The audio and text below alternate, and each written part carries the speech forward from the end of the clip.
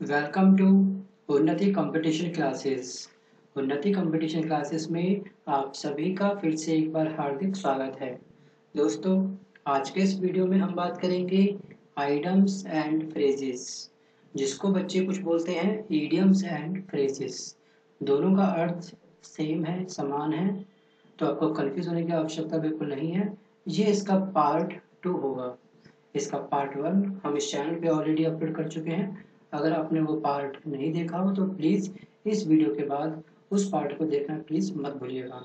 देखिए, जो भी मैंने आइटम्स इसमें लिए हैं, जो भी मैंने ईडियम्स इसमें रखे हैं वीडियो में, तो ये सभी ईडियम्स एग्जाम में कई बार पूछे गए हैं। तो प्लीज़ इसको आप तरीके से नोट करिएगा, वीडियो को बड़े ध्यान से सुनिएगा, वीडियो को बीच में पॉज करके, स्किप करके, क्लोज करके प्लीज़ कहीं जाइएगा मत। तो प्लीज़ आप इस वीडियो को बड़े ध्यान से देखिए, नोट्स बनाइए, नोट्स को याद करिए, इस वीडियो को एक बार और प्ले करना, अपने नोट्स को उसके साथ टैली करना। ठीक है, चलिए हम बढ़ते हैं आगे अपने पहले इडियम्स की तरफ, अपने पहले आइटम्स की तरफ। तो देखिए, पहला जो है वो है ब्रेक द आइस। देखिए, इसका मतलब ये नहीं हुआ कि आइस को, बर्फ को तोड़ना। ठीक है, इसका जो मीनिंग होता है बच्चों, जैसे कि मैं आपको समझाऊंगा, आप कोई अगर ट्रैवल करते हैं, अगर आपकी कोई यात्रा काफ़ी लंबी है, अगर आप बाय ट्रेन या बाय बस जा रहे हैं, तो आपके साइड में अगर एक अननोन पर्सन बैठा हुआ है जिसे आप नहीं जानते हो, आपका रास्ता बहुत लंबा है, तो उसमें से कोई ना कोई एक अपनी चुप्पी तोड़ेगा। अगर दोनों ही आप चुपचाप से बैठे हो और आपका जो रास्ता है कम से कम 12 घंटे, 8 घंटे या 6 घंटे का है, तो आपस में आप एक थोड़ी बहुत बातचीत स्टार्ट करनी शुरू कर देते हो। हाँ सर, आप कहाँ जाएंगे? जी मैं वहाँ जाऊँगा। अच्छा, फिर वो आपसे कुछ पूछेगा। तो इस तरह से चुप्पी को ब्रेक करना क्या कहलाता है? Break the ice. भाई, बातचीत की शुरुआत कोई तो करता होगा ना। हाँ, कुछ लोग होते हैं कि बातचीत करना पसंद नहीं करते, चुपचाप अपना बैठते हैं सीट पे, कानों में लगाया अपना, मतलब हेडफोन लगाया अपना कानों में, गाने सुनते हुए पूरा ट्रैवल 6 से 7 घंटे तक किसी से कोई बात नहीं करते। बट कुछ लोग होते हैं थोड़े से, मतलब कि सोशलिस्ट होते हैं, थोड़े बहुत सामाजिक होते हैं, वो लोग कोई ना कोई ऐसी बात छेड़ देते हैं जैसे गर्मी बहुत हो रही है। हाँ, गर्मी तो बहुत हो रही है बेटा, सही कह रहे हो। तो यहाँ पे बातचीत का सिलसिला स्टार्ट हो गया। तो क्या हुआ? Break the ice. देखिए, मीनिंग में आप देखिए, the initiate a social conversations या इंटरेक्शंस। ठीक है, सेंटेंस है, at the start of the lecture the new professor tried to break the ice by the telling a joke. एक जोक के माध्यम से क्या करा प्रोफेसर ने, जो साइलेंस था उसको ब्रेक करने का पूरा प्रयास करा। उम्मीद करता हूँ कि आपको ये पहला जो एडियम्स है वो क्लियर हो गया होगा।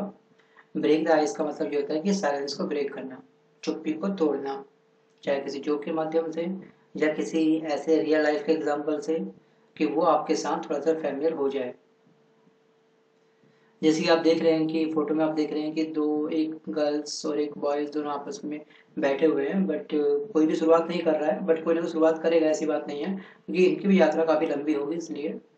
अब कितनी यात्रा लंबी है, कहाँ जाना है, किसको कौन सी ट्रेन पकड़नी है, लास्ट स्टॉप क्या है, वो तो यही जाने हैं। चलिए हम बढ़ते हैं अपना आगे। A house of A cards मतलब एक पुअर प्लान, एक घटिया प्लान। जैसे एग्जाम्पल के तौर पे मैं रिलेट करना चाहूँगा कुछ बच्चों को एग्जाम से। प्लीज़ हर्ट मत होना, दिल से मत लगाना बातों को। जैसे कि कुछ बच्चे होते हैं कि फॉर्म भर देते हैं, भरने के बाद में एग्ज़ाम देने चले भी जाते हैं, एग्ज़ाम डेट आती है तो, बट वो तैयारी नहीं करते या फिर कोई प्लानिंग नहीं करते कि एग्ज़ाम में क्या पूछा जाएगा, कितने सेक्शन आएंगे, नेगेटिव मार्किंग कितनी है। तो उन्हें कुछ नहीं पता होता, वो जब सेंटर में पहुंच जाते हैं आधा घंटा 1 घंटा पहले, तो लोगों से बात करते हैं, उनसे पूछते हैं भाई नेगेटिव मार्किंग कितनी है, कितने क्वेश्चन आएंगे, ऑफलाइन एग्जाम है या ऑनलाइन एग्जाम है। तो उनकी जो प्लानिंग है वो क्या है, इस एग्जाम को लेकर के एक पुअर प्लानिंग है, एक पुअर प्लान उन्होंने मतलब करके कार्ड्स का घर बनाया। जैसे आप देखते हैं ताश के पत्ते होते हैं, ये कार्ड्स हैं, और कार्ड्स का अगर हाउस आप बनाओगे तो ये क्या है, ये प्लान काफी पुअर प्लान होता है। कभी भी हवा का झोंका आता ही आपका प्लान, आपका घर, आपके सपनों का महल ढेर हो सकता है। तो विदाउट प्लानिंग करके अगर आप ये हाउस ऑफ कार्ड्स बनाने बैठेंगे तो उसका टूटना, उसका गिरना, उसका बिखरना, उसका विखंडन होना लाजमी है, वो सही है। क्योंकि हमारी प्लानिंग काफ़ी पुअर थी इसलिए ऐसा हुआ। और जिनकी प्लानिंग काफ़ी स्ट्रांग होती है, जो जाते हैं एग्ज़ाम में देने से पहले फॉर्म भरते हैं, फॉर्म भरने के बाद में एक टारगेट सेट कर लेते हैं कि सॉरी बच्चों, जैसे कि आपका एग्ज़ाम आने वाला है, 6 महीने बचे हुए हैं, 6 महीने पहले ही अपना वो पहले जज करेंगे कि कौन सा सब्जेक्ट वीक है। उस जैसे किसी बच्चे का मैथ वीक है, अब उसको पता है कि मेरा मैथ वीक है और टाइम बचा है मेरे पास मात्र 6 महीने या 3 महीने बचे हुए हैं, तो वो क्या करेगा, अपना एक बुक परचेज करेगा, बुक को छोटे छोटे पार्टों में डिवाइड कर लेगा, मतलब एक छोटे छोटे टारगेट या गोल अपने डिसाइड कर लेगा। तो वो टारगेट डिसाइड करेगा छोटे छोटे, ठीक है, उसको वो अचीव करेगा। उसके बाद वो देखेगा कि उसका एक पूरा चैप्टर काफी अच्छे से पूरा हो गया है, ठीक है। फिर वो दूसरे चैप्टर की तरफ बढ़ेगा, ऐसे ऐसे करके वो क्या करेगा, एग्जाम से पहले ही अपना एक मैथ की पूरी बुक ढंग से फिनिश कर लेगा। तो उसकी प्लानिंग पुअर नहीं है, उसका जो हाउस है वो कार्ड्स का नहीं है, उसका जो हाउस है वो बना है पक्के सीमेंट से। कौन सा सीमेंट से? अंबुजा सीमेंट से, या फिर कोई और सीमेंट हो सकता है। अंबुजा से मेरा कोई ऐसा नहीं कि मैंने उससे कुछ टाइप नहीं चल रहा है, एक एग्जांपल दिया मैंने आपको, ठीक है, अंबुजा सीमेंट से, या फिर और भी काफी सारे आते हैं, बिरला विरला सीमेंट शायद, ठीक है, उनसे बना पक्का, मतलब मजबूत प्लान है उसका। क्लियर हो गया बच्चों आपको? चलिए बढ़ते हैं आगे। अगला इडियम्स, बोन ऑफ कंटेंशंस या कॉन्टेंशन, मतलब झगड़े की फसाद, झगड़े की जड़, झगड़े की जड़ यही चीज है। जैसे कि आप देख रहे हैं इमेज में, आप फोकस करिए, एक हड्डी दो कुत्ते, एक हड्डी दो कुत्ते, तो ये हड्डी क्या हो गई, इनके बीच में क्या हो गई, झगड़े की जड़ बन गई।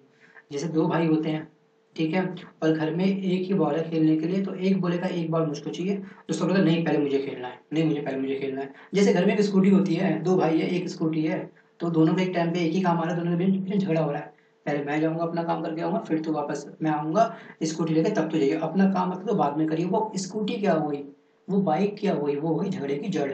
इसको बोलते हैं bone of contentions a subject or issue over which there is continuous क्या disagreement। तो इस तरह से आप बच्चों एग्जाम्पल बनाइए, रियल लाइफ से उसे कनेक्ट करिए, आपको सारे आइटम्स याद हो जाएंगे, सारे इडियम्स आपको याद हो जाएंगे। और ये जो इडियम्स है एसएससी का काफी प्यारा इडियम्स है, कई बार पूछा गया है। 2010 के बाद के मैं इडियम्स ले रहा हूँ ये आपके सामने, ये 2010 के बाद जो भी एग्जाम हुए एसएससी के, उसमें ये सब पूछे गए हैं। और ये जो क्वेश्चन पूछा गया है, ये पूछा गया एमटीएस में, क्योंकि काफी बेसिक क्वेश्चन है, ये एमटीएस के लेवल का है, तो आप याद कर लीजिएगा, बहुत ही ईजी है, बच्चों को पता होगा, मुझे ऐसा लगता है। जिसको नहीं पता तो प्लीज पेन डाउन करिए, राइट डाउन करिए, लिखिए, याद करिए, दोबारा वीडियो देखिए। चलिए आगे बढ़ते हैं। Eat humble pie, eat humble pie, to apologise humbly, मतलब बहुत ही प्यार से किसी से प्रार्थना करना। अगर किसी से भी गलती हो जाती है, वो उसको लेके क्या कर रहा है, वो माफी क्षमा याचना मांग रहा है। ठीक है बच्चों, या फिर मैं आपसे ये समझाना चाहूँगा कि अपनी गलती को मानना, एक्चुअली अपनी गलती को एक्सेप्ट कर लेना।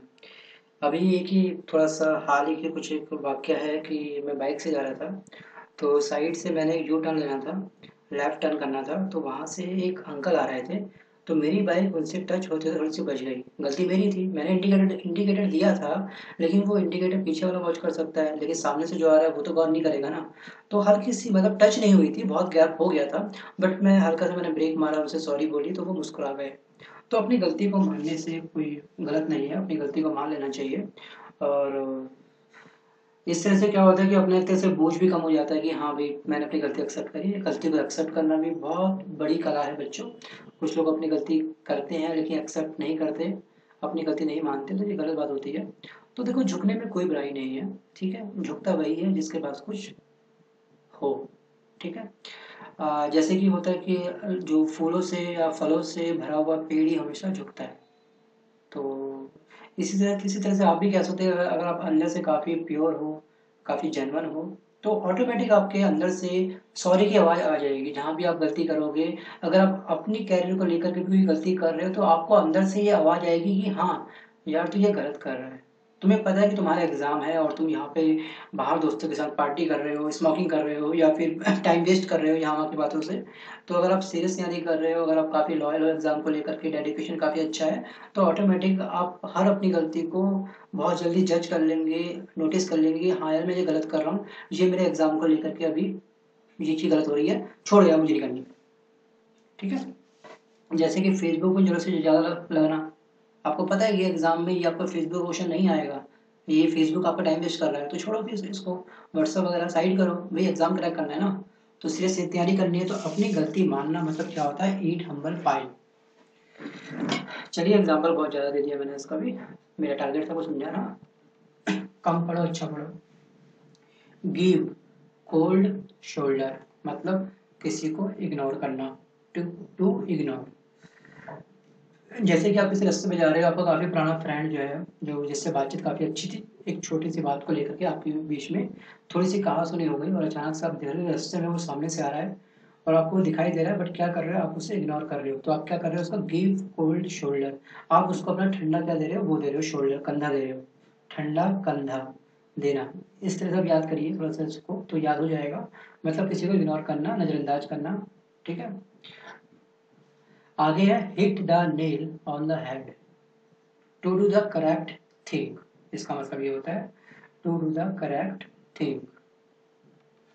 जैसा फिगर में आप देख रहे हो, मैं आपको इसका एग्जांपल देके क्लियर कराना चाहूँगा बच्चों, तभी आपको क्लियर हो पाएगा। आप इसे नोट करिए। इसका मतलब ये हुआ बच्चों कि आपकी जो प्लान था वो सही जगह पर फिट हो गया है। मतलब जैसा आपने सोचा, जैसी आपने प्लानिंग करी थी, सेम उस जगह पर क्या हो गया, hit the nail on the head. जैसे कि मानो कि आपने एमटीएस का एग्जाम दिया, आप सोच रहे हो बच्चों, मैं घूम फिर के एमटीएस के एग्जाम के पीछे पड़ जाता हूँ, सीजीएल के एग्जाम के पीछे पड़ जाता हूँ। आपका मैं एसएससी का एग्जाम कहता हूँ, चलो ठीक है, बट एग्जाम को लेकर के मैं जरूर बोलूंगा, क्योंकि मैं डायरेक्ट आपको ज़्यादा नहीं बोल सकता ना। देखिए आपका कोई एग्जाम था एसएससी का या बैंकिंग कोई एग्जाम है आपका, आपने फॉर्म भरा, उसके बाद में आपने टारगेट सेट करा और टारगेट को इस तरह से बनाया कि आपका वो टारगेट फुलफिल हो गया, आपका पहला एग्जाम क्रैक हो गया, सेकंड एग्जाम आपका क्रैक हो गया, आपकी ज्वाइनिंग हो गई। तो आपका जो प्लानिंग थी, जो काम था, वो क्या था, बिल्कुल करेक्ट था, hit the nail on the head था। जैसी प्लानिंग करी उस जगह पर करेक्ट वो चीज बैठ जाना, इसको बोलते हैं hit the nail on the head. ठीक है बच्चों। अगर आप इस इडियम्स की बिहाफ पे अगर स्टडी करते हैं, इस इडियम पे फोकस करके स्टडी करते हैं, इस तरीके से कोई भी काम करते हैं, वो सक्सेस होगा। जरूरी नहीं है कि आप एसएससी का एग्जाम दे रहे हो, लाइफ एक एग्जाम से भरा हुआ, बहुत सारे एग्जाम इसमें आने वाले हैं, लाइफ में बहुत सारे एग्जाम आते हैं। इस एसएससी के अलावा भी बहुत सारे पहलू आपके सामने आएंगे, जहाँ आप घबराओगे, थोड़ी प्लानिंग ढंग से करोगे, तो जो भी घबराहट होगी वो ऑटोमेटिक कॉन्फिडेंस में कन्वर्ट हो जाएगी। एक्सपीरियंस से सब कुछ आता है, मतलब आप ध्यान से फोकस करिए अपनी लाइफ पर, जो भी गलतियाँ है उसको एक्सेप्ट करिए। ठीक है। अभी कुछ टाइम पहले मैंने बताया था आपको, ईट हम्बल पाई, अपनी गलती को मानिए, जहाँ भी गलत कर रहे हो उस पर नोटिस करिए, गलती को एक्सेप्ट करिए, सुधार करिए, कहाँ गलती हुई है, क्यों गलती हुई है, आगे से गलती नहीं होगी उसको लिए क्या प्लानिंग कर सकता हूँ, बहुत सारी चीज़ें हैं। ठीक है। चलिए आगे बढ़ते हैं इसमें। हैंड ए माउथ, हैंड ए माउथ का मतलब है leave on only basic necessities. इसका मतलब ये हुआ कि देखो, जो ज़रूरत की चीज़ें हैं केवल उन्हीं को इस्तेमाल करना, उससे फालतू खर्चे ना करना। क्योंकि देखो क्या होता है, कुछ लोग होते हैं जिनकी सैलरी काफ़ी सीमित होती है, कुछ लोग, के अधिकांश लोग वही होते हैं जितना कमाते हैं वो भी कम पड़ जाता है, तो वो लोग क्या होते हैं, केवल नेसेसरी चीज़ें ही अपने घर पे रखते हैं, फालतू चीज़ों पे वो लोग खर्च नहीं करते।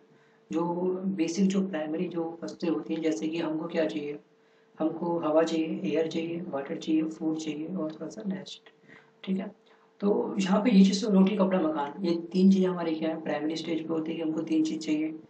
ठीक है। तो यहाँ पे हम लोग बोलेंगे हैंड टू माउथ, ये जो कंडीशंस होती है हैंड टू माउथ, मतलब जरूरत की चीज़ों पर ही खर्च करना, उससे फालतू खर्च ना करना, क्या कहलाता है, हैंड टू माउथ। अब जिसके पास पैसा होता है तो वो 15 15 20 20 गाड़ियाँ रखता है अपने पास में, हर गाड़ी में एक ड्राइवर अलग होता है उसके पास में। तो वो एक्चुअली हैंड टू माउथ वाली कंडीशन नहीं है उसकी। हैंड टू माउथ वाली कंडीशन होती है कि काफ़ी कम कम खर्चों में गुजारा कर लेना। ठीक है। चलिए आगे बढ़ते हैं। Hit the bulk size, to be exactly right about something और achieve the best result possible. ठीक है। हिट द बल साइज मतलब उनको टारगेट पे अपना निशाना लगाना। जैसे कि कुछ समय पहले हमने इडियम सीखा था बच्चों, ठीक है। जैसे कि ये था hit the nail on the head, या बोले आपको हिट द बल आइज। हिट का मतलब हिट का मतलब इस पे हिट करो, इस टारगेट पे हिट करो, इस एग्जाम को हिट करो, ठीक है। तो मतलब कि अपना निशाना बिल्कुल सटीक लगाना, अपना निशाना बिल्कुल निशाने पे लगाना, इसको बोलते हैं हिट द बल साइज। चलिए आगे बढ़ते हैं। Let the cat out of the bag, let the cat out of the bag to reveal the secret carelessly और बाय मिस्टेक। ठीक है। देखो इसका मीनिंग क्या हुआ, किसी की जो सीक्रेट था लापरवाही से, मतलब गलती से किसी को बता देना। किसी दोस्त ने आपको एक बात बताई कि उसकी एक गर्लफ्रेंड थी, या फिर कोई और टॉपिक हो सकता है कि ठीक है उसने एग्जाम में फाइनल ईयर में चीटिंग करी थी, या 12th क्लास में उसने मैथ में चीटिंग करी थी, इसलिए उसके नंबर जो थे 80+ आए। ठीक है। तो उसका वो खास दोस्त था और उसने ये बात गलती से बातों बातों में किसी और दोस्त को बता दी, तो उसने क्या करा, सीक्रेट डिस्क्लोज कर दिया, किसी दूसरे तक वो चीज पहुंचा दी। इसको बोलते हैं let the care cat out of the bag. अभी कुछ टाइम पहले आपने देखा था स्पिल्स द बीन्स, ठीक है। तो ये सेम वही है, सेम, ठीक है ना। इसका उसका मीनिंग दोनों का सेम है, बस थोड़ा सा घुमा फिरा के कुछ इडियम्स पूछ लेता है, तो दोनों का आप देख सकते हैं। बढ़ते हैं आगे अगले उसके इडियम्स की ओर। Open para sorry open Pandora's box to find a source of a great troubles and problems. देखिए आप देख रहे हैं कि ये क्या कर रहा है, ये अपने आप को पिंजरे में थोड़ा सा बंद करके, ठीक है ना, जाली में के अंदर बैठा हुआ है, और सामने ये खुले से भी क्या कर रहा है, पिक ले रहा है, फोटो खींच रहा है। तो ये क्या है, ये ओपन पेंडोराज बॉक्स। जैसे कि एग्जाम्पल के तौर पे मैं आपको बोलूँगी पनौती। पनौती नाम आपने सुना है ना। इंसान चाहता कुछ और है, होता कुछ और है, बट वो गलत नहीं चाहता, बट उसके साथ क्या होता है, वो गलत हो जाता है। तो ऐसे पर्सन को बोलते हैं open Pandora's box. Akshay Kumar की मूवी एक है, उसमें वो मतलब सोचता कुछ और है, होता कुछ और है। मूवी का नाम मुझे याद नहीं आ रहा, शायद हाउसफुल थी वो मूवी। हाँ शायद ये मूवी थी हाउसफुल 2, पनौती। तो इसको पनौती बोलते हैं, ओपन पेंडोरा बॉक्स। तो आप पनौती से इसको याद कर सकते हैं। उम्मीद कर रहा हूँ कि आपको ये सब क्लियर हो रहे होंगे जो वर्ड मैं आपको समझा रहा हूँ। आगे है इट्स ग्रीक टू मी, मतलब something that is not understandable. कोई ऐसी बात जो बिल्कुल समझ से बिल्कुल बाहर हो, जिसमें बहुत सारा डाउट हो, जो बात अब क्लियर ना हो। अगर कोई ऐसा पर्सन आपकी गली में घुस जाए, आपके एरिया में आ जाए, जिसकी लैंग्वेज बिल्कुल अलग हो, जो हिंदी नहीं बोलता हो, तमिल बोलता हो, या तमिल जैसे एरिया में कोई बंदा कन्नड़ बोलता हो, ठीक है, और कुछ टिपिकल पंजाबी होते हैं, उनकी जो लैंग्वेज होती है वो क्लियर हमको नहीं होती है। अगर ऐसा इंसान आपके सामने कुछ पूछे, तो आपके लिए क्या होगा, इट्स ग्रीक टू मी होगा, मतलब कि मेरी समझ से ये बात काफ़ी बाहर है। सेंटेंस में आप देखिए, I failed my commerce test, it was a all Greek to me. देखिए आप सिंपल मीनिंग ही देख लीजिए, इसका मीनिंग से भी वो सब क्लियर हो जाएगा, ठीक है। इट्स ग्रीक टू मी का मतलब होता है कि समझ से बाहर, जिसको समझना काफ़ी मुश्किल हो। आगे बढ़ते हैं। Don't put all your eggs in one basket. देखिए क्या होता है कि एक ही बास्केट में कभी भी सारे एग, सारे अंडे नहीं रखने चाहिए। इसका मीनिंग आप देखिए, जो इसका मीनिंग दे रखा है, do not put all your resources in one basket, मतलब जितने भी रिसोर्सेज होते हैं उन सबको एक ही बास्केट में मत रखिए, क्योंकि इससे क्या होती है, संभावना बढ़ जाती है। कहीं ना कहीं संभावना, किस चीज़ की संभावना होती है, दुर्घटना की, ऐसे केस में, ठीक है। जैसे मैं आपको एक एग्जाम्पल सेट कर दिखाता हूँ कि आप कोई ना जैसे कि बिजनेस कर रहे हो स्टार्ट, ठीक है ना। आपने एक बिजनेस स्टार्ट करा और अपनी सारी रकम आपने उसी में लगा दी, अपने सारी प्रॉपर्टी सेल करके, जो मकान में रहते थे वो गिरवी रख करके, या जो भी आपकी सेविंग बनी थी सब आपने एक ही जगह पे लगा दी, ठीक है। आपने बिजनेस करा, बिजनेस में प्रॉफिट लॉस कुछ भी हो सकता है, लेकिन एक ही बास्केट, मतलब उसने एक ही बिजनेस पे अपना सारा पैसा लगा दिया।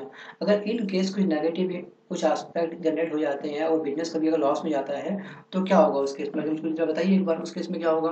उस केस में क्या होगा, वो इंसान पूरा तबाह हो जाएगा। ठीक है, तो हर चीज़ का कोई ना कोई अल्टरनेट होना चाहिए। ठीक है, don't put all your eggs in one basket का मतलब यही हुआ।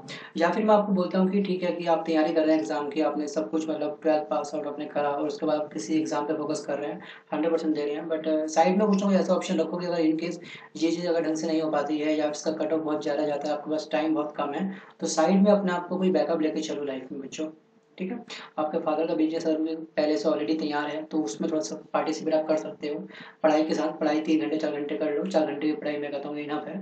उसके बाद में अपने फादर के साथ अपना हाथ बैठाओ, वहाँ से एक्सपीरियंस लो, क्योंकि आपके पास क्या होगा, आपके पास एक साइड में अगर एक एक पार्ट आपका सिक्योर होगा, एक बैकबोन ऑलरेडी तैयार होगी आपकी, तो आपकी पढ़ाई में मज़ा आएगा। ठीक है, डर के साथ बच्चों पढ़ाई नहीं होती है। अगर आप स्ट्रेस के साथ पढ़ाई करते हैं, डर के साथ पढ़ाई करते हैं, तो नंबर आने की संभावना बहुत कम होती है। हाँ, अपना थोड़ा फोकस बना के चलो, थोड़ा क्या बहुत बना के चलो, एक टारगेट सेट करो, गोल बनाओ, बट ये नहीं कि सब कुछ वही है।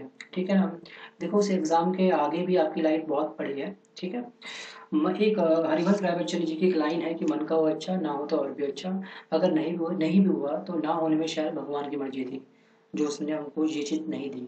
शायद भगवान हमको इससे कुछ और अच्छा चाहता हो। ये तो नहीं कि ना सभी बच्चे की कंपटीशन की तैयारी कर रहे हैं। हर इंडिया का एक पर्सन सरकारी जॉब पे लगा हुआ है, कुछ लोग प्राइवेट जॉब भी करते हैं, कुछ अपना बिजनेस भी करते हैं, पैरों पे खड़े होते हैं, जिम्मेदारी पूरी दिल से निभाते हैं, अपने परिवार की जिम्मेदारी संभालते हैं। तो एग्जाम ही सब कुछ नहीं है, ये एग्जाम बहुत छोटा एग्जाम है बच्चों, हो जाता है क्लियर। अगर आप एलडीसी की तैयारी है, सीजीएल की तैयारी कर रहे हैं और काफ़ी सीरियस तरीके से तैयारी कर रहे हैं, तो बच्चों आपका एग्ज़ाम क्रैक होगा। लेकिन आप ये मत समझना कि कुछ बच्चे होते हैं कि काफ़ी गलत कदम उठा लेते हैं एग्ज़ाम आने के बाद में, रिजल्ट आने के बाद में जब आता है तो काफ़ी नेगेटिव होते हैं, रोते हैं।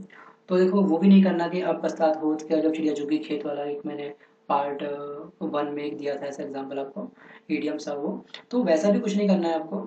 ठीक है, लाइफ ठीक है, भगवान ने अगर जन्म दिया है, पेट दिया है, तो इसके लिए भी रोटी का इंतजाम ऊपर वाला कम से कम हमको इतना कैपेबल बना देगा कि हमको एक रोटी खाने के लिए हमको इतना लायक बना सके। ठीक है, चलिए बच्चों बात बहुत अधिक हो रही है, चलिए मैं आगे बढ़ता हूँ अगले क्वेश्चन की ओर। आई थिंक आप समझ गए होंगे, don't put all your eggs in one basket का मतलब क्या होता है। तो आप भी कोई बिजनेस खड़ा करते हैं तो अपने पास एक सेविंग मनी रखिए साइड में। ठीक है, वो मनी एक ही बास्केट में खर्च मत करना, एक ही बिजनेस में खर्च मत करना। ये काफ़ी मतलब काफ़ी ईडियम्स, काफ़ी अच्छा ईडियम्स है एग्जाम की दृष्टि से भी और हमारी लाइफ की दृष्टि से भी। हर ईडियम्स हमको कुछ ना कुछ सिखाता है, हमको लाइफ को सुधारने का मौका देता है। एक ईडियम्स हमको, इसमें काफ़ी गहराई होती है छिपी हुई, उसको पहचानो, आगे बढ़ो। ठीक है, चलिए देखिए बच्चों, टू कॉल ए स्पेड, इसका मतलब होता है तुम्हारा बच्चों blunt in speech, out spoken, जो इंसान काफी फ्रैंकली बात करे। देखिए इसका जो मीनिंग होता है बच्चों, टू बी ब्रूटली फ्रैंक, इसको बोलते हैं मुंहफट होना। कुछ लोग होते हैं कि मुंह पे बिल्कुल साफ साफ बोल देते हैं। ठीक है, उसको बोलते हैं काफी मुंहफट है। उससे फर्क नहीं पड़ता कि इंसान को बुरा लगेगा या सही लगेगा, वो बस केवल बोल देते हैं, चाहे वो ऐसे मजाक के माध्यम से बोल रहे हो, बट वो किसी की कभी कभी फीलिंग को हर्ट कर देते हैं और कभी कभी वो वास्तव में इतनी जनरल बातें बोल देते हैं कि सामने वाले को हर्ट तो होता है, दिल पे लगती तो है वो वाली बात, लेकिन वो अगर बात उसकी समझ में आ जाती है तो पूरी लाइफ उसकी बन जाती है। जैसे कि कभी कभी घर में कुछ लोग होते हैं कि बोल देते हैं गुस्से में, ठीक है तेरा कुछ नहीं होगा, बर्बाद है तुम, इतना तक हमारी फैमिली के मेंबर कभी कभी बोल देते हैं। ठीक है, अब देखो क्या हो गया, हमारे जो रिसीव करने के जो तरीके हैं वो अलग अलग हैं। दो भाई थे घर में और उसके मम्मी को गुस्सा आया, उसने दोनों अपने बच्चों को बोल दिया तुम दोनों बर्बाद हो। एक छोटी सी स्टोरी आपको सुना रहा हूँ। तो माँ ने गुस्से में उनको बोल दिया तुम दोनों बर्बाद हो, तुम्हारा कुछ नहीं हो सकता। तो एक ने तो क्या करा, जो बड़ा भाई था, जो बड़ा बेटा था उनका, तो उसने ये सोचा कि मम्मी मम्मी पापा ने मुझे ऐसा कैसे बोल दिया, इतनी बड़ी बात कैसे बोलती, मैं उनसे बात ही नहीं करूँगा। ठीक है ना, मैं से बात ही नहीं कर रहा। उसने बातचीत करनी बंद कर दी। और उसका जो छोटा भाई था, उसने इसको रिसीव करा, वही सेंटेंस दोनों को सेम बोला, लेकिन रिसीव करने का तरीके में कितना बड़ा फर्क था वो मैं आपको दिखाना चाहता हूँ। छोटे भाई ने बोला अच्छा मम्मी ने ऐसा बोला, अब मैं कुछ करके दिखाऊंगा। ठीक है ना, छोटी वाले की आंखें खुल गई, दोनों ने अपना अपना एक ही टारगेट बना रखा था एग्जाम देने का। ठीक है, पहला वाला क्या इसी पर आके मैं बात नहीं करूंगा, मैंने ऐसे कैसे बोला, हम इनके बेटे नहीं है, बच्चे नहीं है इनके, क्या मतलब है ऐसे कोई बोलता है, बोला क्या मतलब, मेरा फ्रेंड है, उसके पापा मम्मी कितने प्यार से बात करते हैं, हमको तो हर बार डांटते रहते हैं, ये करते हैं वो करते हैं, दिल का पहाड़। बड़े वाला जो भाई था वो तिल का पहाड़ बनाने में लगा हुआ था, विचार कर रहा था, नेगेटिव थॉट जनरेट कर रहा था। और छोटे वाला भाई जो था उसका, वो कंटिन्यू स्टडी कर रहा था सीरियस तरीके से। वो उसने जो रिसीव करा छोटे भाई ने, वो तो बातों को अच्छे से रिसीव करा और उस पर उसने काम करना शुरू कर दिया। और बड़े भाई ने क्या करा, तिल का पहाड़ बनाना शुरू कर दिया। उसने अपने स्टडी के ज्ञान का पहाड़ बनाया और उसने फालतू बातों का पहाड़ बनाया बड़े वाले भाई ने। तो अब सोचो कि सक्सेस किसको मिलेगी। तो कभी कभी होता है, टू कॉल ए स्पेड। तो ऐसे पर्सन जो होते हैं हमारी आंखें खोलते हैं कभी कभी। तो बुरा नहीं मानना चाहिए इनकी बातों का, ठीक है, मुफट जो लोग होते हैं, ठीक है। तो ऐसे लोग भी कभी कभी लाइफ में हमारा काफी अच्छा रोल अदा करते हैं। लाइफ में ऐसे लोग भी होने चाहिए, तभी लाइफ इंजॉयफुल बनती है, ठीक है। बट डिपेंड करता है कि आप उनकी बातों को कैसे रिसीव कर रहे हो, ठीक है। जैसे कि आपको तैयारी करते हुए 2 साल या 1.5 साल हो गया और अचानक से कोई आपका फ्रेंड बोलता है अबे कितना पड़ेगा। तो यहाँ पे उसने बोला अबे कितना पड़ेगा। वो तो फ्रैंक था, उसने बोल दिया, ब्लंट इन स्पीच वाले केस में उसने बोल दिया, ठीक है। अब आपको बुरा लग गया, आपने उसको ब्लॉक कर दिया, उसको डांट दिया, मेरे मेरे सामने मत आई तू कभी, जिंदगी में भाग जा यहाँ से, ठीक है। तो ये सब क्या है, ये एक एग्जाम्पल के तौर पे मैं आपको समझा रहा हूँ। इस तरह के लोग होते हैं। तो जरूरी नहीं कि आप बस पढ़ते रहो पढ़ते रहो पढ़ते रहो, याद कुछ हो नहीं रहा है। स्पीड को स्लो रखिए पढ़ने का। मैक्सिमम एग्जाम्पल सेट करेंगे तो उसका जो बेस होगा वो आपको क्लियर हो जाएगा। जैसे टू कॉल ए स्पेड, ठीक है। तो ये मैं उम्मीद कर रहा हूँ कि आपको क्लियर हो गया होगा, ठीक है। ऐसा व्यक्ति जो काफी मुफट हो, काफी फ्रैंक हो, मन का लेकिन थोड़ा साफ हो, ठीक है। चलिए आगे बढ़ते हैं। अगला क्वेश्चन नंबर 14, एडियम से हमारा 14। To put in a nutshell, to say in a few words, और टू मेक समथिंग कंसाइज। इसका जो मतलब बच्चों मैं आपको बताऊं कि इसका मतलब एग्जैक्ट होता है कि सारांश, संक्षिप्त, ठीक है, प्रिसाइज जिसको बोलते हैं। किसी बड़ी सी बात को छोटे शब्द में कह देना। कुछ लोग होते हैं कि बातों को काफी गोल में घुमाते हैं, ठीक है। लेकिन ये क्या होते हैं, ये बात को सटीक बोलते हैं। बड़ी बात को छोटे रूप में बोलते हैं कि हाँ नमस्कार, मैं आज आपके सामने ये एक अपना प्रपोजल लेने आया था, ठीक है। प्रपोजल के बारे में थोड़ा सा इंट्रोडक्शन देगा, ठीक है, उसका बेनिफिट बताएगा और और उसकी क्या क्या हानि होंगी वो भी बताएगा, ठीक है। केवल 2-3 लाइन में अपनी सारी बातों को कह देगा। और एक व्यक्ति है यहाँ वहाँ की सारी गाथाएं कर देगा, ठीक है, और मुद्दे की बात से भटक जाएगा। तो लेकिन यहाँ पे क्या होता है, to put in a nutshell का मतलब होता है कि सारांश, संक्षिप्त में बात को अपनी रखना, ठीक है। चलिए आगे बढ़ते हैं। अगला, you have to move heaven and earth, to exert all efforts. इसको जो बच्चों बोलेंगे, हम लोग बोलेंगे जमीन और आसमान। अर्थ का मतलब जमीन हो गया, हेवन का मतलब स्वर्ग आसमान हो गया, ठीक है। इन दोनों को जब हम एक कर देते हैं तो इसका मतलब क्या हो गया, उसने पूरी मेहनत कर दी, उसने जमीन आसमान एक कर दिया वो टारगेट, वो गोल अचीव करने के लिए। जैसे काफी सारे बच्चे होते हैं, हम देखते हैं कि यार ठीक है पढ़ना है 12th क्लास में इतनी परसेंटेज लानी है, अच्छे कॉलेज में जाना है हमको, ठीक है, उस कॉलेज का कट ऑफ इतना जाता है, ठीक है। तो ये डिसाइड करते हैं और बच्चे काफी मेहनत करते हैं सुबह शाम। सुबह सुबह निकल जाएंगे बैग लेकर के, बुक लेकर के कहीं पढ़ने के लिए, दोस्त के यहाँ पढ़ के आएंगे, कोचिंग जाएंगे, फिर घंटों घंटों रात भर 2-3 बजे तक पढ़ते रहते हैं। तो वो क्या करते हैं, जमीन आसमान एक कर रहे हैं अपने गोल को प्राप्त करने के लिए, ठीक है। जैसे कि आप भी काफी सारे बच्चे हैं, देखो जैसे कि तैयारी कर रहे हैं कॉम्पिटिशन्स की, इस चैनल को देख रहे हैं ध्यान से और नोट्स बना रहे हैं, काफी अच्छा लगता है कि ऐसे बच्चे पढ़ते हैं। तो इस समय आप लोग जमीन आसमान एक कर रहे हैं, ठीक है। मतलब आपको अपने एग्जाम को क्रैक करने के लिए, अपने गोल को सेट करने के लिए, एक अच्छी जॉब पाने के लिए, फैमिली में एक रिस्पेक्ट पाने के लिए, दुनिया में एक रिस्पेक्ट पाने के लिए, तो आप क्या कर रहे हैं, जमीन आसमान एक करने में लगे हुए हैं। अगर आप सच में ऐसा कर रहे हैं तो बच्चों आपका एग्जाम क्रैक होना बहुत जरूरी है, बहुत पक्का आपका एग्जाम क्रैक होगा।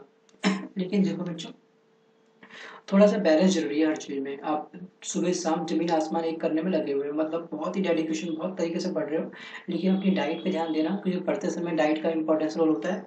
अपने खान पान में ध्यान देना, अपनी नींद प्रॉपर सोना, ये नहीं कि आप 3 घंटे सो रहे हो, 4 घंटे सो रहे हो। हाँ टाइम कम है, पता है मुझे, ये एग्जाम आपका आने वाला है, एसएससी का वो कोई भी एग्जाम हो, ठीक है, समय बहुत कम लगता है।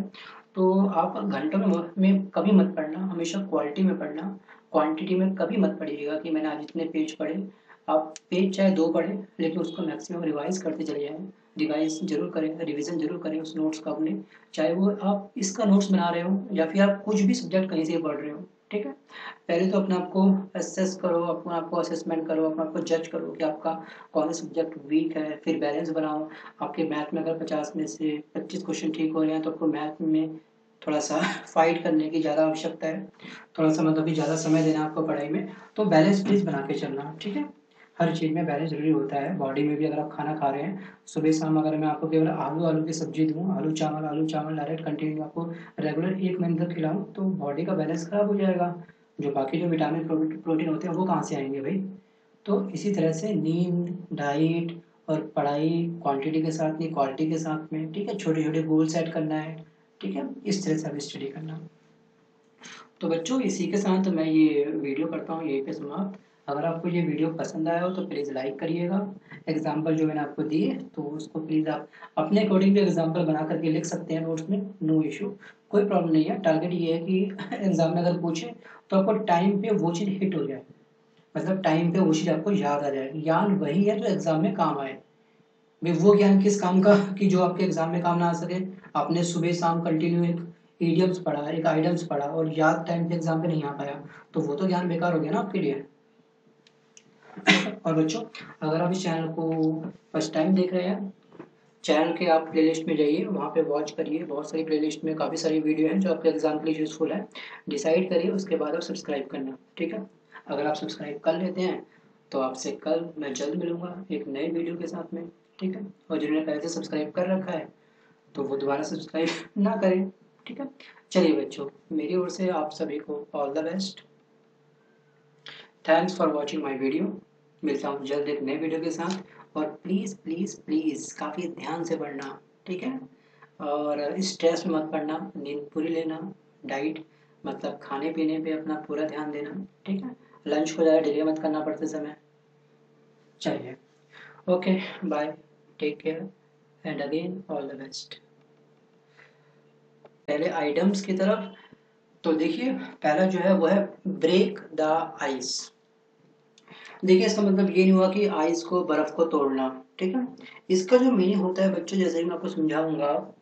आप कोई जगह ट्रैवल करते हैं, अगर आपकी कोई यात्रा काफ़ी लंबी है, अगर आप बाय ट्रेन या बाय बस जा रहे हैं, तो आपके साइड में अगर एक अननोन पर्सन बैठा हुआ है जिसे आप नहीं जानते हो, आपका रास्ता बहुत लंबा है, तो उसमें से कोई ना कोई एक अपनी चुप्पी तोड़ेगा। अगर दोनों ही आप चुपचाप से बैठे हो और आपका जो रास्ता है कम से कम 12 घंटे, 8 घंटे या 6 घंटे का है, तो आपस में आप एक थोड़ी बहुत बातचीत स्टार्ट करनी शुरू कर देते हो। हाँ सर, आप कहाँ जाएंगे? जी मैं वहाँ जाऊँगा। अच्छा, फिर वो आपसे कुछ पूछेगा। तो इस तरह से चुप्पी को ब्रेक करना क्या कहलाता है? Break the ice. भाई बातचीत की शुरुआत कोई तो करता होगा ना। हाँ, कुछ लोग होते हैं कि बातचीत करना पसंद नहीं करते, चुपचाप अपना बैठते हैं सीट पे, कानों में लगाया अपना, मतलब हेडफोन लगाया अपना कानों में, गाने सुनते हुए पूरा ट्रैवल 6 से 7 घंटे तक किसी से कोई बात नहीं करते। बट कुछ लोग होते हैं थोड़े से मतलब कि सोशलिस्ट होते हैं, थोड़े बहुत समाज। वेलकम टू उन्नति कंपटीशन क्लासेस। उन्नति कंपटीशन क्लासेस में आप सभी का फिर से एक बार हार्दिक स्वागत है। दोस्तों आज के इस वीडियो में हम बात करेंगे आइडम्स एंड फ्रेजेस, जिसको बच्चे कुछ बोलते हैं ईडियम्स एंड फ्रेजेस। दोनों का अर्थ सेम है, समान है, तो आपको कंफ्यूज होने की आवश्यकता बिल्कुल नहीं है।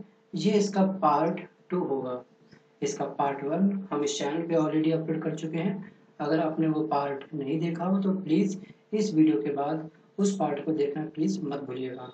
देखिए जो भी मैंने आइटम्स इसमें लिए हैं, जो भी मैंने ईडियम्स इसमें रखे हैं वीडियो में, तो ये सभी ईडियम्स एग्जाम में कई बार पूछे गए हैं। तो प्लीज़ इसको आप तरीके से नोट करिएगा, वीडियो को बड़े ध्यान से सुनिएगा, वीडियो को बीच में पॉज करके, स्किप करके, क्लोज करके प्लीज़ कहीं जाइएगा मत। तो प्लीज़ आप इस वीडियो को बड़े ध्यान से देखिए, नोट्स बनाइए, नोट्स को याद करिए, इस वीडियो को एक बार और प्ले करना, अपने नोट्स को उसके साथ टैली करना, ठीक है। चलिए हम बढ़ते हैं आगे अपने पहले ईडियम्स की तरफ। अपने पहले कार्ड्स मतलब एक पुअर प्लान, एक घटिया प्लान। जैसे एग्जाम्पल के तौर पे मैं रिलेट करना चाहूँगा कुछ बच्चों को एग्जाम से। प्लीज़ हर्ट मत होना, दिल से मत लगाना बातों को। जैसे कि कुछ बच्चे होते हैं कि फॉर्म भर देते हैं, फॉर्म भरने के बाद में एग्ज़ाम देने चले भी जाते हैं, एग्ज़ाम डेट आती है तो, बट वो तैयारी नहीं करते या फिर कोई प्लानिंग नहीं करते कि एग्ज़ाम में क्या पूछा जाएगा, कितने सेक्शन आएंगे, नेगेटिव मार्किंग कितनी है, तो उन्हें कुछ नहीं पता होता। वो जब सेंटर में पहुंच जाते हैं आधा घंटा 1 घंटा पहले, तो लोगों से बात करते हैं, उनसे पूछते हैं भाई नेगेटिव मार्किंग कितनी है, कितने क्वेश्चन आएंगे, ऑफलाइन एग्जाम है या ऑनलाइन एग्जाम है। तो उनकी जो प्लानिंग है वो क्या है, इस एग्जाम को लेकर के एक पुअर प्लानिंग है, एक पुअर प्लान उन्होंने मतलब करके कार्ड्स का घर बनाया।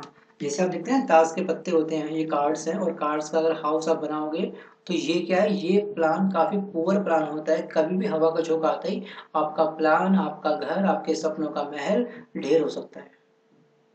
तो विदाउट प्लानिंग करके अगर आप ये हाउस ऑफ कार्ड्स बनाने बैठेंगे तो उसका टूटना, उसका गिरना, उसका बिखरना, उसका विखंडन होना लाजमी है, वो सही है। क्योंकि हमारी प्लानिंग काफी वाजिब होते हैं। वो लोग कोई ना कोई ऐसी बात छेड़ देते हैं जैसे गर्मी बहुत हो रही है, हाँ गर्मी तो बहुत हो रही है बेटा, सही कह रहे हो, तो यहाँ पे बातचीत का सिलसिला स्टार्ट हो गया। तो क्या हुआ, ब्रेक द आइस। देखिए मीनिंग में आप देखिए, the initiate a social conversations या इंटरेक्शंस, ठीक है। सेंटेंस है, at the start of the lecture the new professor tried to break the ice by the telling a joke. एक जोक के माध्यम से क्या करा प्रोफेसर ने, जो साइलेंस था उसको ब्रेक करने का पूरा प्रयास करा। उम्मीद करता हूँ कि आपको ये पहला जो एडियम्स है वो क्लियर हो गया होगा। ब्रेक द आइस का मतलब ये होता है कि साइलेंस को ब्रेक करना, चुप्पी को तोड़ना, चाहे किसी जोक के माध्यम से या किसी ऐसे रियल लाइफ के एग्जाम्पल से कि वो आपके साथ थोड़ा सा फैमिलियर हो जाए। जैसे कि आप देख रहे हैं कि फोटो में आप देख रहे हैं कि एक गर्ल्स और एक बॉयज दोनों आपस में बैठे हुए हैं, बट कोई भी शुरुआत नहीं कर रहा है, बट कोई ना कोई शुरुआत करेगा, ऐसी बात नहीं है, क्योंकि इनकी भी यात्रा काफी लंबी होगी इसलिए। अब कितनी यात्रा लंबी है, कहाँ जाना है, किसको कौन सी ट्रेन पकड़नी है, लास्ट स्टॉप क्या है, वो तो यही जाने हैं। चलिए हम बढ़ते हैं अपना आगे। ए हाउस ऑफ पुअर थी इसलिए ऐसा हुआ। और जिनकी प्लानिंग काफी स्ट्रांग होती है, जो चाहते हैं एग्जाम में देने से पहले फॉर्म भरते हैं, फॉर्म भरने के बाद में एक टारगेट सेट कर लेते हैं कि सॉरी बच्चों, जैसे कि आपका एग्जाम आने वाला है, 6 महीने बचे हुए हैं, 6 महीने पहले ही अपना वो पहले जज करेंगे कि कौन सा सब्जेक्ट वीक है। उस जैसे किसी बच्चे का मैथ वीक है, अब उसको पता है कि मेरा मैथ वीक है और टाइम बचा है मेरे पास मात्र 6 महीने या 3 महीने बचे हुए हैं, तो वो क्या करेगा, अपना एक बुक परचेज करेगा, बुक को छोटे छोटे पार्ट में डिवाइड कर लेगा, मतलब एक छोटे छोटे टारगेट या गोल अपने डिसाइड कर लेगा। तो वो टारगेट डिसाइड करेगा छोटे छोटे, ठीक है, उसको वो अचीव करेगा। उसके बाद वो देखेगा कि उसका एक पूरा चैप्टर काफी अच्छे से पूरा हो गया है, ठीक है। फिर वो दूसरे चैप्टर की तरफ बढ़ेगा, ऐसे ऐसे करके वो क्या करेगा, एग्जाम से पहले ही अपने मैथ की पूरी बुक ढंग से फिनिश कर लेगा। तो उसकी प्लानिंग पुअर नहीं है, उसका जो हाउस है वो कार्ड्स का नहीं है, उसका जो हाउस है वो बना है पक्के सीमेंट से। कौन सा सीमेंट से, अंबुजा सीमेंट से, या फिर कोई और सीमेंट हो सकता है। अंबुजा से मेरा कोई ऐसा नहीं कि मैंने उससे कुछ टाइप नहीं चल रहा है, एक एग्जांपल दिया मैंने आपको, ठीक है, अंबुजा सीमेंट से, या फिर और भी काफी सारे आते हैं, बिरला बिरला सीमेंट शायद, ठीक है, उनसे बना पक्का, मतलब